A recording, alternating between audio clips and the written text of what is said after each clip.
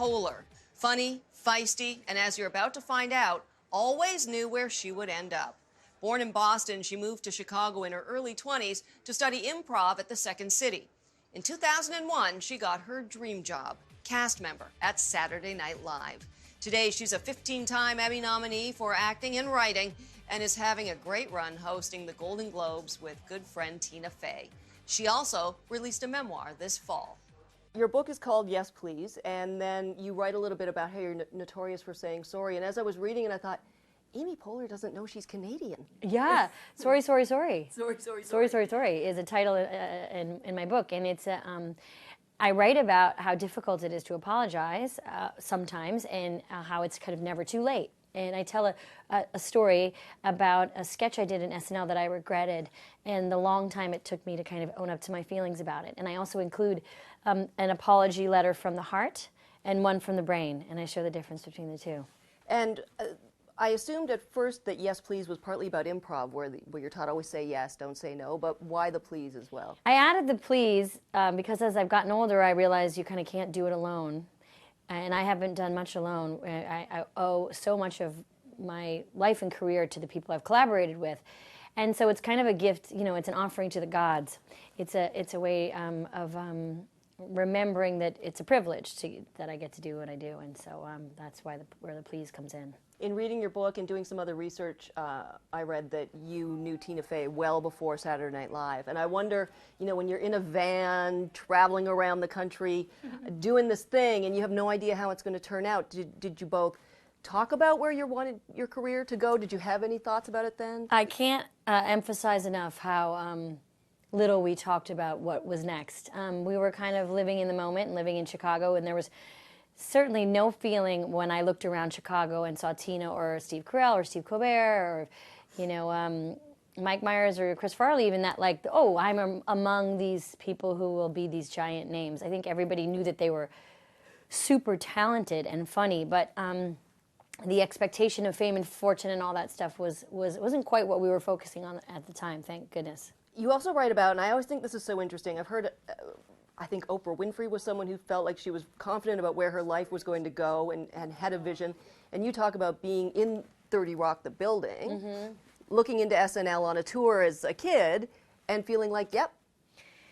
Well, thank you for comparing me to Oprah and for bringing her up, because that's important. And it took us 2 minutes, but we got there.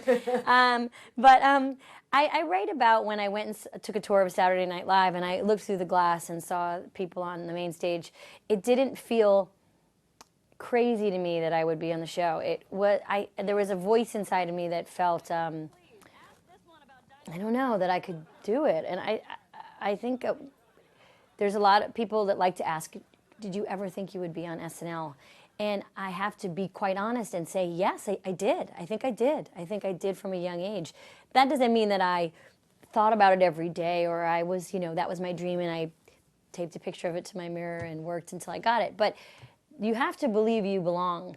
You have to believe you deserve what you get, and when you get somewhere, you have to kind of fake it. You have to fake it till you make it. You have to believe you deserve to be there, or else, you know, you can kind of get crushed pretty fast. All you have to do is want it.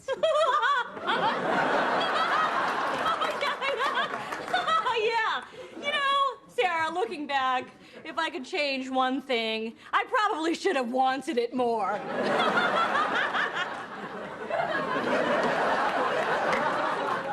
Which brings me to a quote from Tina Fey's book. It has to do with you're working on a sketch, and you say something, and Jimmy Fallon, who's pretty much the star of the moment. The wonderful Jimmy Fallon. He was joking that he didn't like what you said, and he asked you to stop it. And then Tina says, Amy dropped what she was doing, went black in the eyes for a second, and wheeled around on him. I don't care if you like it. With that exchange, a cosmic shift took place. Amy made it clear that she wasn't there to be cute. She wasn't there to play wives and girlfriends in the boys' scenes. Where does that fearlessness come from? Well, I've been dining out on that story for a while, and I appreciate Tina writing it. It makes me seem pretty badass. I don't know where it came from, but I was around enough strong people and women and improvisers to just kind of get used to my currency being my talent, and not worrying so much about whether or not I was likable or, as Tina puts, cute. Instead of reading stuff about how people feel about your choices, you can also just not care whether or not they like it and just kind of keep your head down and do your work. I love that idea, and try to put it into practice. Don't always find it easy. Same, me too. I mean, and you know, people kind of make it like you care less. It's not really true. You just don't take everything so personally, and you just kind of have a better sense of who you are, and a better sense of what you want to do next. Life gets a little bit narrow in a good way.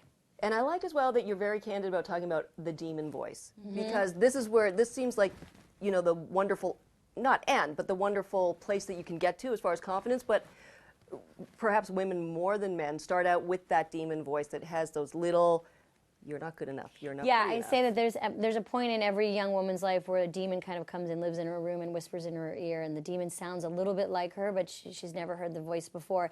And it just says whatever version it is for you. You know, you're not pretty enough, or you're too fat, or you're too tall, or you're too shy, or you're too loud, or whatever it is. And our job, our struggle is not so much to get rid of the demon voice, because it really does not go away, but to kind of relegate it, live with it. You know, treat it like a pesky relative and allow it to just come out at Christmas. Right, or bathing suit season. How are you feeling now, you know, having such a successful run on Saturday Night Live and then again on Parks and Recreation? Is it scary going into a next chapter as you wrap that up? No, it's not. It's, I mean, it's exciting, right? So scary and exciting are similar emotions, and it's really how you frame it. I'm really looking forward to the next chapter, and I really kind of can see some of it clearly, and a lot I can't, which is, that part's exciting, like what's beyond the mist. But, you know, getting to say goodbye in a proper way to Leslie Knope is such a privilege, because television is so tough, and it's a landscape where there isn't a lot of control as an actor. So I'm very, very sad to see that show end, and excited about playing new characters and new people and doing more things. In her book, Poehler breaks her silence on her divorce from actor Will Arnett, but it isn't a subject she likes to dwell on. They have 2 boys together, 6-year-old Archie and 4-year-old Abel. Archie was only 2 months old when she started working on Parks and Recreation and has grown up with her on the set. Working women tend to juggle a lot of guilt. Mm-hmm. How did you decide to embrace the fact that you are a professional woman as well as a mother? Well, my motto is good for her, not for me, which I think more women should adopt in general, which is good for her, works for her, not for me and my family. And women can be pretty tough on each other. There's a lot of judgment and supposition about people's lives and what they do. But I think not enough women talk about how it's all a balance, and that we really, if we want to, we could decide to kind of help each other out. We could decide to tell the truth and not pretend things are perfect, and not be so quick to judge other people's choices and lifestyle if we want to. It's just, you know, sometimes we don't, but sometimes we do. And when we do, we're like a giant force of nature, truly, and we will take over the world. Bravo, I love that. What a great place to end.